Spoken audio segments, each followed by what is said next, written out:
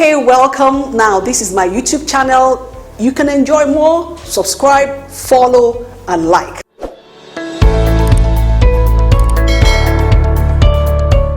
I want to talk about something that is so important to me, and I know is important to you. Have you heard that myth before? The myth, fire your boss.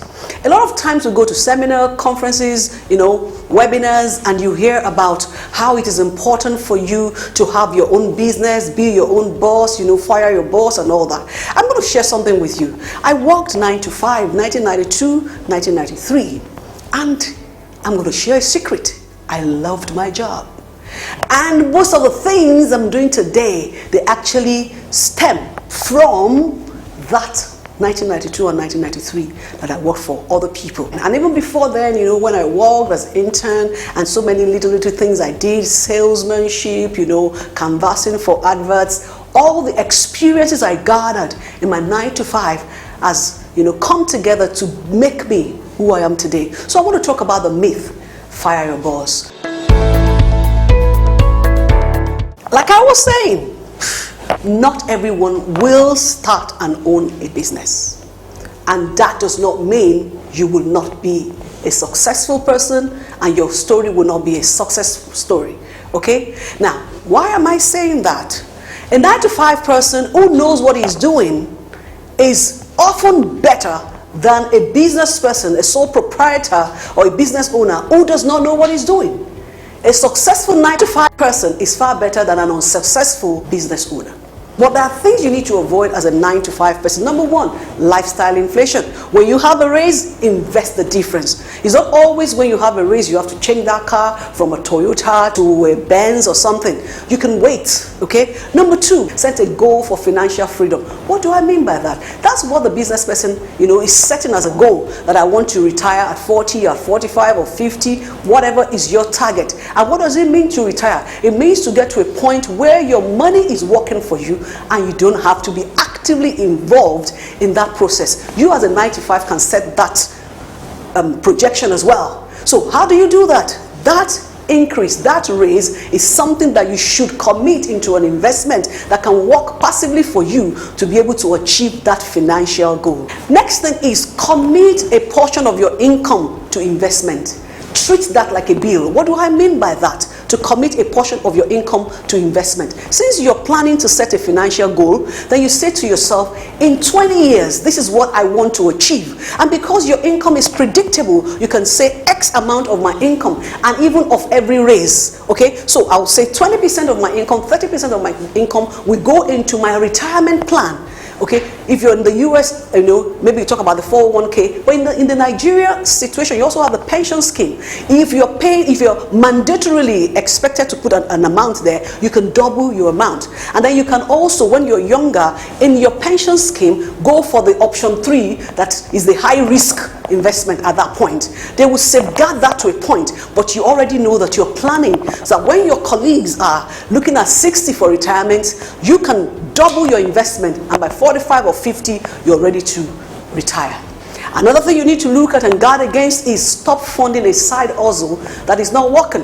A lot of times, 9 to 5 people, they have a side hustle, but because they're getting regular inflow, they don't know that they also need to treat that side hustle as a business and be able to see the life of it. Is it worth it? Is it financially viable? And if it is not, don't be emotional about it. Cut it off. But if it's doing good, see how you can structure it and make it to be able to fund some of your needs. Okay? I'm talking about the myth, fire your boss, and why I gain from my 9 to 5 and I want you to gain from yours too. Live within your means.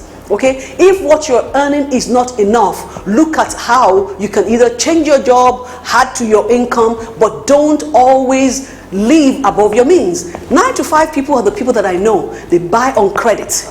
They pay 3 times. They pay 6 times. When you begin to spend a money that you have not earned, you are spending a future that you have not attained. That means you're putting yourself, your family, your life at risk. If anything happens to that job, you're carrying loads and loads of debt on yourself. So live within your means. And another point for a 9 to 5, I'm talking about the things you need to do and the mistakes you need to avoid. Save to invest. Save to invest. You're earning 100,000. I say to yourself, how much can I possibly save? My salary is too small. What about saving 10,000 every month? What about saving 20,000 every month? At the end of the year, you have 200, you have 250, and then you can go into some other things. In one of my teachings, I'm still going to share with you about several things you can do as a 9-to-5 person to make money. So save to invest, okay? Saving is also a healthy money habit. Saving is also a healthy money habit, you know. You get used to it. That if you deliberately say to yourself, every month this goes out of my account, you do so. In my next teaching, I'm going to teach you how to save as a salary earner. Another thing, I'm talking about things to do, mistakes to avoid as a 9-to-5, avoid debt. What do I mean by that? Don't spend a future you have not earned. Avoid debt. Okay, next point, invest in financial literacy. Learn how money works. It's important. If you need to do a short course on how money works, the time value of money, okay, and what to put money into, what not to put in money to, how to quantify your time, okay, how to monetize your talent. So invest in financial literacy. Find out how money works and know that you adhere to all the strict rules of the millionaire mindset is very, very important. The next point, pay yourself a salary from your earnings. You say, really? Is my own salary not mine? Your own salary is not mine. Part of your salary will go to the gate man, will go to the washerman, will go to your children's school, will go to the dry cleaner, but there is none that is for you. What about giving yourself a salary? If you decide that you're going to take 20% of your income and invest it in your future, or to facilitate your early retirement, that is the money you're paying yourself, okay? That money will come to you, several ways. Or you're taking part of your money and you're using it to invest in a passive income. That is something that will come to you. So pay yourself from your earnings is very, very important. I'm going to say some more things to you. Don't be in a hurry to go.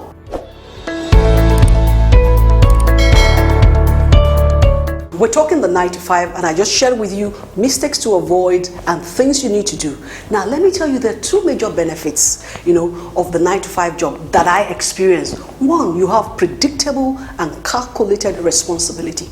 They give you, a target. They call it KPI. So they tell you what to do. Let me give you an instance. When I was working in 1992, I was working in a consulting outfit, and I was given the responsibility to get 21 participants for a conference. I remember the conference, Democratic Governance and the Role of Nigerian Women in the Third Republic. And I was given the scope, and I said, what should I do? I leveraged on all my contacts, my father's friends, uncles, relatives, and I was able to get 6 governors' wives to attend the conference. My office was in Lagos, the conference was in Abuja, and that was because I had a scope. Then I negotiated with my employer. I'm like, if my target is 21 participants, what if I get more than 21 participants? You know what my boss said? Because no one had been able to achieve that. If you get beyond 21, name your price. And I said, I wanted a return ticket to London. I can't remember other things that I said. It was 1992, I was much younger. And I said, consider it done. And lo and behold, I got not 21 participants, I got 97 participants for that conference. It made me to realize, 1, I'm a good marketer. 2, I have strong negotiating skill. 3, I expanded my network and framework, you understand, of interpersonal interconnectivity, and all those other things. So my responsibility was limited, but my capacity was unlimited. So I discovered all that. I became a performer. That anything that had to do with marketing, negotiating, selling, and all those skills, I was just there. So what I'm saying is, when you're working 9-to-5, you have predictable responsibility. And if you're hardworking, you can set a target. Your responsibility, if it's supposed to take 8 hours, and if you can do it in 5 hours, you can spend the remaining 3 hours doing some other things. So there is an expectation that you can actually measure, and that's all you need to do. Okay? Another thing that I learned is this: my company treated me well. What do I mean by that? I remember I got married in 1992. When I was getting married, they were not just present at my wedding. They gave me gifts, they supported me, all the things I needed, the motor arcade, the decoration, and things I needed, I got from my company. What I'm trying to say is, it's not all bad about working 9-to-5. It's about what you do with your working 9 to 5. The responsibility is on Mark Zuckerberg, the responsibility on Jeff, the responsibility on Dangote or whatever, Adeleke and all those people. It's not on you. They may be having sleepless nights, but once you deliver on your KPI, you are home and dry. So the next thing is the rest of your time, what can you do with it? Let's look at the right perspective to work. Then I'll tell you, in case you're an entrepreneur in a 9 to 5, what you're supposed to be doing. Don't go away.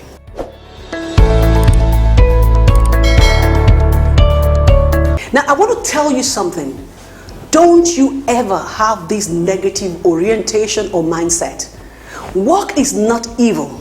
People think that work is that hard, that ugly, that painful, that strenuous thing you go through only so that you can have enough money to have time for leisure. That's not the meaning of work. Work is that place where you stretch your tenacity, your capacity to be able to maximize your potential, and it now gives you a paves way for you to be able to excel. You understand what I'm saying? So even your work can be leisure. It depends on how you look at it. So what am I saying? Don't ever join them to think that work is hard, work is evil. Work equips, work empowers, work makes you responsible, work maximizes who you are, work makes you influential, and that's the way I want you to look at work. So the right perspective to work is that work is necessary. Even God ensured that He gave us work before He gave us, what we're supposed to do. So you need to know how to work first and to be able to stand as a man or woman of your own before you can move on to other things. And you should delight in your work. You should be proud of who you are. The next segment I'm going to be sharing with you is, in case you're an entrepreneur, some people are actually 100 ideas per minute. Such people are actually born entrepreneurs, but they themselves find themselves first in the 9 to 5 space. In case you're one of those people, now this is what you're supposed to do.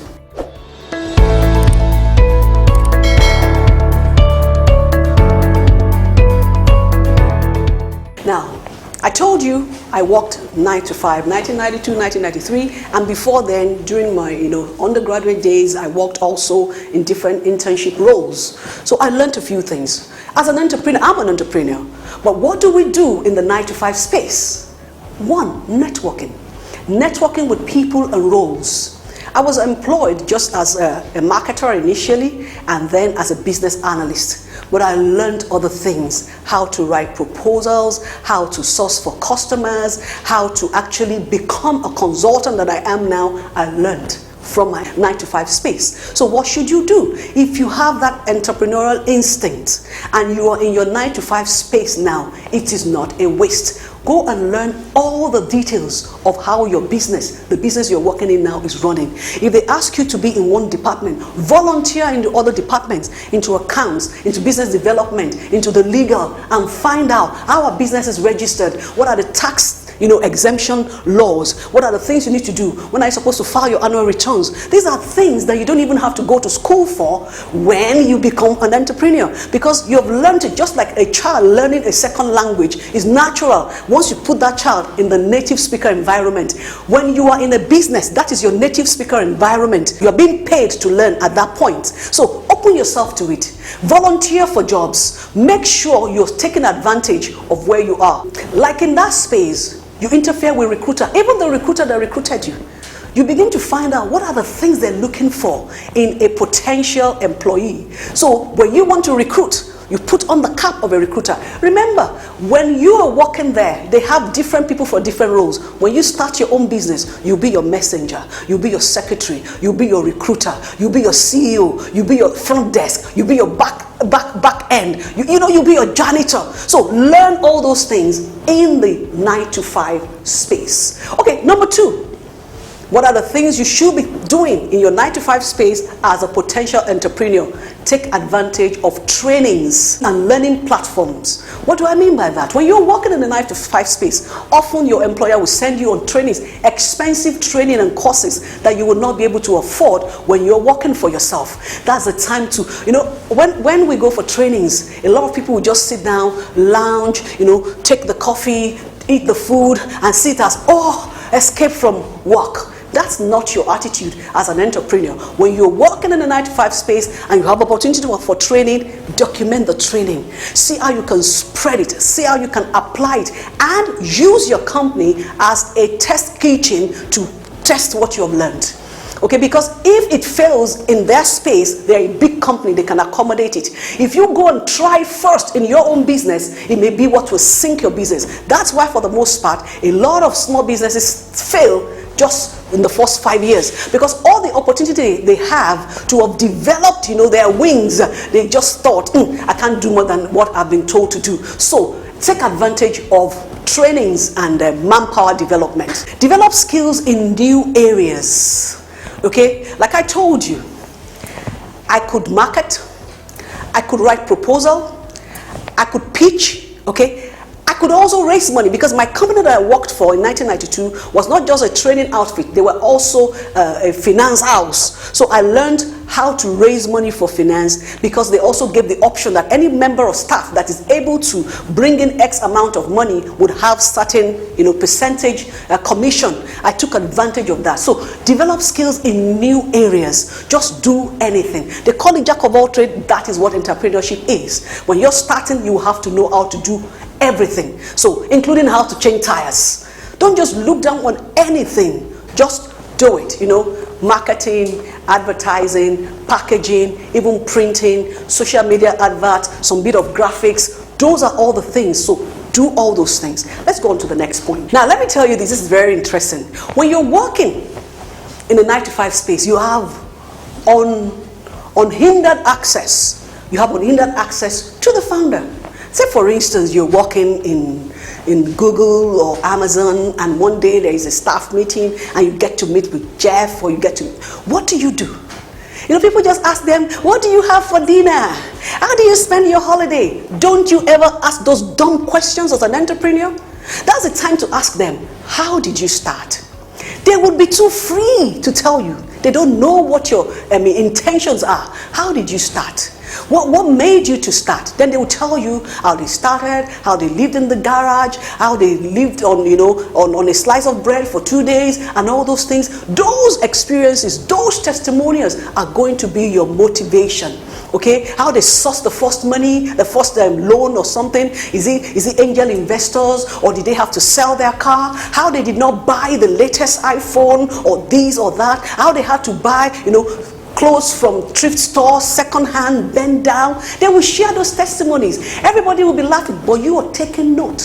So that access to the founder is your key to success. So if you're an entrepreneur working with a big, business person, don't just take that as something to throw away. Seize that moment, seize that opportunity to ask for questions, because they are your boss. You are working with them. They will be committed to you for that time, but don't miss that opportunity. Ask relevant questions to the development of your business. They will tell you all the answers without being aware that you may be the next competitor.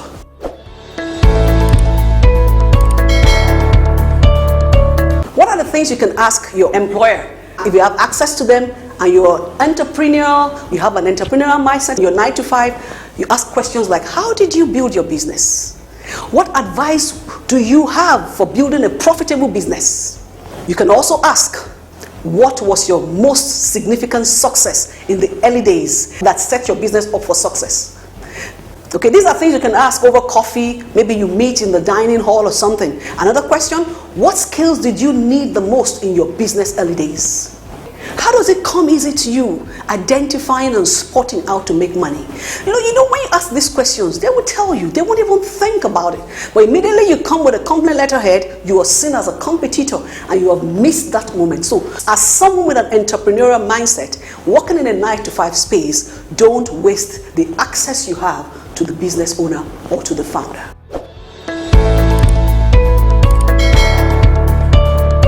And lastly, on this segment, I'm going to be sharing with you what you need to be doing. What am I saying? Let me recap.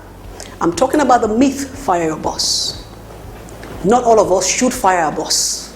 And there are advantages in working 9-to-5. I also talked about the things you should do and the things you should not do when you're working 9-to-5. And I said, peradventure, you are an entrepreneur you found yourself in a 9-to-5 space, what are the things you should do? The last point is start working on a side hustle.